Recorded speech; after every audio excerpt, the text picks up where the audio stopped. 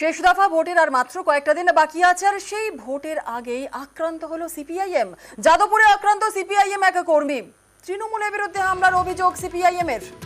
গাঙ্গুলি বাগানের 101 নম্বর ওয়ার্ডের ঘটনা। 101 নম্বর ওয়ার্ডে সিপিআইএম কর্মীকে মারধরের অভিযোগ ওঠে।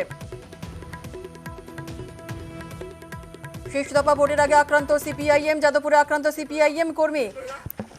আর সেই আক্রান্ত কর্মীকে দেখতে যান যাদবপুরে সিপিআইএম প্রার্থী সৃজন ভট্টাচার্য। আপনার এলাকায় ঘটনা ঘটেছে ওসি সাহেব, আপনার এলাকায় ঘটনা ঘটেছে, আপনি দেখতে পারবেন না? আমি কমপ্লেন জমা দিচ্ছি, আমি আপনাকে ফোন করে বলছি CPIM candidate, I am the CPIM candidate, আমি আপনাকে বলছি, আপনি কেন করবেন না? আপনি কি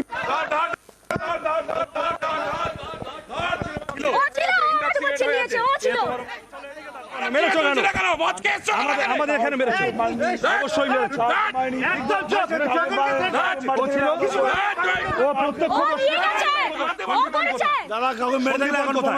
সন্দীপন কোথায়? কারোর সাথে কাউকে মারামারি, নামটা বলো তুমি আমাদের লোকেদের। আমি তোমার হাত ধরে আছি, কিচ্ছু করছি না। হ্যালো ওসি সাহেব, যে কালপিটদের সম্পর্কে অভিযোগ তাদের একজনকে এই মুহূর্তে আমি ইনটক্সিকেটেড অবস্থায় বাঘাযতীন স্টেট হাসপাতালের কম্পাউন্ডে ধরে আছি। আমাদের লোকেরা আছে, মিডিয়া আছে, আপনি এক্ষুনি পুলিশ পাঠান। আমি এখানে না, বাঘাযতীন স্টেট হসপিটাল। আমাদের সঙ্গে রয়েছেন আমাদের প্রতিনিধি উজ্জ্বল। উজ্জ্বলের থেকে আরো একটুখানি বিস্তারিত জানতে চাইবো। উজ্জ্বল, আমরা যে ছবি দেখতে পাচ্ছি, সৃজন ভট্টাচার্য যাদবপুরে সিপিআইএম প্রার্থী এক ব্যক্তির হাত ধরে রয়েছেন, এবং ঠিক মূল ঘটনাটা ঠিক কি ঘটেছিল?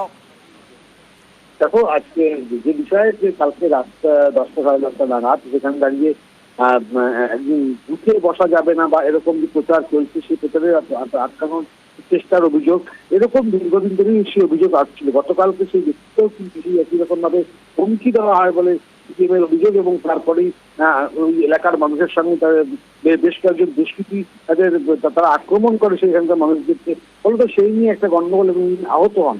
পরবর্তী সময় তাকে বাঘাযতীন স্টেট জেনারেল হাসপাতালে নিয়ে যাওয়া হয় এবং তাকে চিকিৎসার জন্য নিয়ে যাওয়া হয়, এবং পরবর্তী সময় প্রার্থী সৃজন ভট্টাচার্য সেও কিন্তু এলাকায় পৌঁছে যায়। দীর্ঘদিন ধরে কিন্তু সিপিএম এর তরফ থেকে অভিযোগ করা হচ্ছে যে ওই এলাকায় বেশ কিছুদিন ধরেই কিন্তু যে ভাবে সন্ত্রাস ছড়ানোর অভিযোগ তারা করছেন, সেই সন্ত্রাস ছড়ানোর চেষ্টা করা হচ্ছে বলে অভিযোগ করছেন, এবং প্রশাসনকে এই বিষয়ে অভিযোগও করা হয়েছে। কিন্তু প্রশাসনের তরফ থেকে সঠিক কোনো পদক্ষেপ করা হচ্ছে না বলে সিপিএম এর অভিযোগ। তার কারণ ওই যে এলাকায় এর আগেও কিন্তু প্রতিবাদ ফেরা নিয়ে কিন্তু ওখানে গন্ডগোল হয়েছিল। কিন্তু এই সব বিষয়গুলো বুঝিয়ে কিন্তু ইতিমধ্যেই সিপিএম আসছে, এবং এর মধ্যেই কিন্তু তারা বিক্ষোভ প্রদর্শন করার সিদ্ধান্ত নিয়েছে। কারণ ওই জায়গাগুলি যে কর্মীরা রয়েছে, সেই কর্মীরা কিন্তু লাগাতার আক্রমণ হচ্ছে বলে কিন্তু সিপিএম এর অভিযোগ। একেবারে উজ্জ্বল, আমাদের সঙ্গে থাকো। আর একটা ছবিও আপনাদের দেখাবো। এক ব্যক্তি, সেই ব্যক্তি রীতিমতো বচসা করছেন। হাসপাতালের ভেতরেই এই বচসা পর্ব চলছে, আমরা যা দেখতে পাচ্ছি।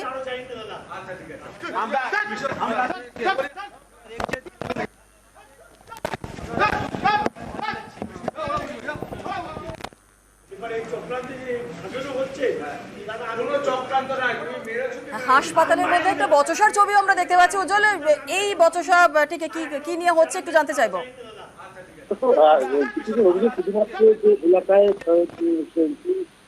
বাহিনী থাকছে তা নয়, যখন কেউ আহত হচ্ছে বা আক্রান্ত করা হচ্ছে, তাকে নিয়ে যখন হাসপাতালে নিয়ে যাওয়া হচ্ছে, সেখানেও পর্যন্ত সেই দুষ্কৃতীরা পৌঁছে যাচ্ছে, এবং সেই জায়গাতেও কিন্তু তারা তাদেরকে হুমকি দেওয়ার কাজ করছে। তো এই বিষয়ে যে আমাদের ব্যক্তি পাওয়া যাচ্ছে, সেখানেও কিন্তু একই রকম অভিযোগ তাকে চিহ্নিত করে ওখানকার যে দলীয় কর্মীরা, এবং পরবর্তী সময় তাকেও কিন্তু গ্রেফতার করার জন্য পুলিশের কাছে আবেদন জানানোকে প্রার্থী ফোন করছে। কিন্তু এই জায়গায় দাঁড়িয়ে যে ঘটনাটা গতকাল ঘটেছে, বারবার করে যে অভিযোগ করা হচ্ছে, সেই অভিযোগের কিন্তু আরো একবার অভিযোগ জানানো হলো প্রশাসনকে, এবং নির্বাচন কমিশনের কাছে কিন্তু আজকে তার অভিযোগ জানানো হবে পার্টির পক্ষ থেকে। ধন্যবাদ।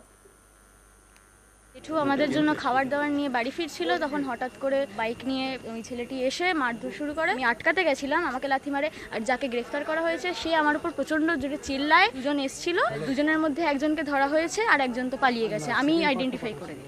এই দুজনে ছিল, আর একজন যে মেরেছে সে আসেনি। তৃণমূল কংগ্রেস ভয় পেয়েছে। ভদ্রলোক নিজের বাড়ির সামনে দাঁড়িয়েছিলেন, কিছু গুন্ডা আসে, তাকে বলে সিপিএম এর হয়ে বুথে বসা যাবে না। এলোপাথাড়ি, কিল, চড়, ঘুষি এবং বিভিন্ন জায়গায় চোট আছে। একজন 72 বছর বয়সী ভদ্রমহিলা এবং একজন 15 বছর বয়সী কিশোরী, তারা এগিয়ে আসেন, তাদেরও চোট হয়, তাদের ওপরও চড়াও হয় এই ক্রিমিনাল। তারপরে তারা বাইকে করে পালিয়ে যায় বাঘাযতীন হসপিটালে। তারপরে আমি এই কর্মী তাকে ভর্তি করতে আসি, দুটি সন্দেহজনক ছেলে আসে এখানে, তাদেরকে এই ভিকটিমরা, সেই মেয়েটি আইডেন্টিফাই করে যে এরা ওই গুন্ডামির মধ্যে ছিল এবং আমাদের কর্মীরা তাদের একজনকে ধরে নেয়। মাঝখানে এককে তৃণমূল নেতা কেওস তৈরি করতে যায়, তারপরে তাদের লোকেরাই তাদেরকে নিয়ে ভেগে যায়। এই সন্দীপনকে অ্যারেস্ট করতে হবে, না হলে বড় আন্দোলনের দিকে আমরা যাব।